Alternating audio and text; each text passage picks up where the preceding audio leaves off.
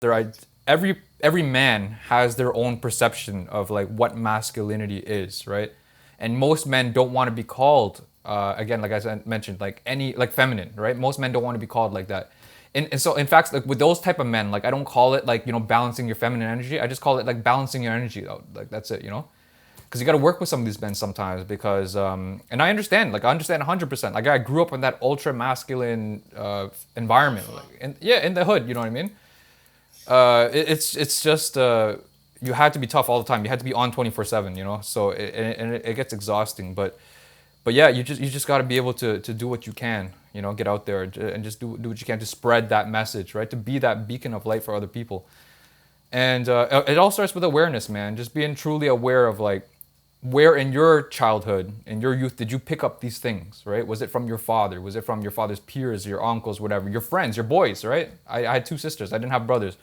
So a lot of what I learned about masculinity, I learned from my boys. I learned from rap music. You see a poster of Tupac Shakur right behind me. I listened to a lot of his music. Still listen to a lot of his music. Um, Beautiful struggle. Not every song is like "Hit 'Em Up," where he's like talking about like screwing your wife. You know what I mean? There's a lot of poetic songs, and it just shows like the true balance within like a man, a person. There's different elements. There's different aspects of it. But you need to be able to go into your life with awareness, right? It's a part of shadow work, right? And it goes back to what we talked about way, way earlier about, judging things as good or bad, right? Like the divorce of our friend, for example, right? They continually say, okay, oh, I'm so sorry you're divorced. I'm so sorry to hear that. But we're programmed to believe that because we're always programmed to judge something as good or bad, right? Good or bad, good or bad. And everything that we judge as bad, we bury deep within our basement, and that becomes our shadows, right? And they manifest themselves in our life as projections, right? When we project on other people, when we get jealous of other people, these are all things that stem from our shadows. And a lot of this goes into this book that I read on masculinity. It was called The Mask of Masculinities by Lewis Howes, a very famous podcaster, actually. He's one of the reasons why I got into podcasting. But this book was about, it acknowledges the fact that men all have their own idea of masculinity, as I mentioned earlier. And all men generally are very similar on what we believe masculinity is, but each man has his own like kind of unique spin on what he believes masculinity is. And because of our insecurities, it projects itself in the way that we act, right? So some of these masks, and I wrote them down actually, and this book changed my life. So if anyone who's new to like masculine kind of work, or wants to learn about it for their own partner, not even just for men, but for women, right? It's very, I know, it was actually recommended to me by a woman actually. Great book. So anyway, so there's like the stoic mask, material mask, the aggressive mask. I'll go into them. The invincible mask, athlete, sexual, joker, know-it-all. So for example, I'll just take one for example, the sexual mask. A man who believes that his worth in masculinity is by being hypersexual, by getting a lot of beautiful women. When you're not getting beautiful women, you're starting to think there's something wrong with me as a man. I start to engage in unhealthy behavior, whether it's prostitution, whether it's like serial dating, whether it's like cheating on people, you know what I mean? Material. Material is someone who believes that their masculinity is behind material wealth, right? Things. Accumulating a lot of money. These are the guys who floss a lot, fancy watches, fancy cars, on airplanes. Like you know exactly who these people are, right? What are they really hiding though? Right? Why are they showing this to other people? To prove that they're a man? What if they don't look like that, for example? What if they get caught outside with pictures with sweats on and stuff like that? Some men get deeply affected by that. But why? Why? What can I do to shed this mask? That's the whole idea of this book. Realizing what these masks are and taking off this mask to be your authentic self, to be who you are, right?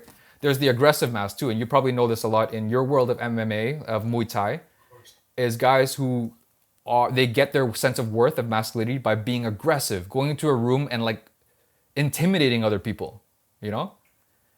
But the moment that someone intimidates them or just beats them in a match or something like that, like boom, you've shattered their self-worth. And I saw your video the other day about losing and winning, right? What does losing do to you? What does winning do to you? And you know that losing does to you will teach you a lot more than winning does to you. But also losing can also really affect your self-esteem and your self-worth too, right? And that's where a It can good affect you from going back in the ring if you lose. exactly, and that's where a good coach comes in, right? A good coach is not only going to tell you how to do a tie clinch or how to do like a knee, you know what I mean, or an elbow. A good coach will tell you how to bounce back from things, how to take things in stride, how to take failure in stride. But some people don't have that guidance. Some people don't have that father figure in their life. Some people don't have those friends in their life, like those healthy masculine role models in their life. Some people find idols on Instagram, like on athletes and stuff like that. Nobody's perfect. You got to be really careful who you pick as your idol and who as your role model. In some ways, you have to become your own role model, right? Through self-love and stuff like that. So it's really cool how this book really opened my entire career on men's work, because it's just like, okay, yeah, I understand why some men act the way that they act. And it's because they're scared, right? We're scared to be seen as something other than what we believe a man is, right? Like, we're afraid that someone's gonna look at us and call us those nasty words like pussy, soft bitch. You know what I mean? Like, and to be embarrassed in front of other people, to feel like we're not doing our job as men, right? We go through a lot of pressure as men, in families especially.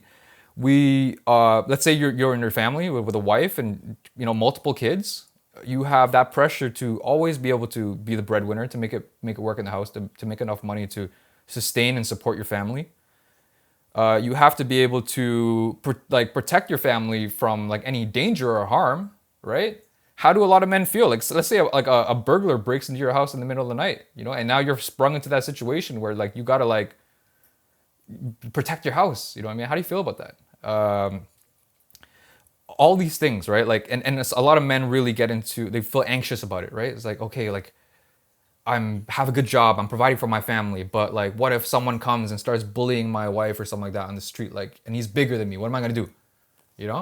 A lot of anxiety comes from that, but a lot of this can be alleviated from just being confident in who you are, knowing that like there's no need to be a man, because like the definition of a man is like so subjective. You know what I mean? Like, there's no point, because like my definition of a man and your definition of a man is completely different, right? So why do I need to be a part of this like this agreement, this collective agreement of what a man is?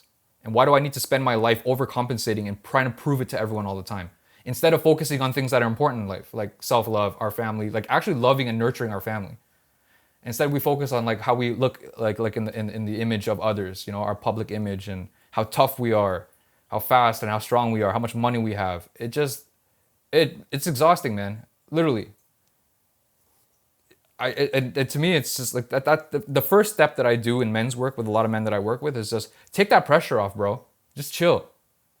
Just chill. You're doing what you can. You're exactly where you need to be right now, okay? You can go wherever you want to go later, okay? But right now, just chill. Just relax. Get out of your own head, Get into your body. Start feeling good about yourself. Start taking care of yourself. A lot of men have problems taking care of themselves. Hey y'all, it's Coach Acie. Just wanted to thank y'all for checking out my video. Got a couple more for you right here. And if you enjoyed, why don't you help me spread the word and hit that subscribe button before you go. I'll see y'all in the next one.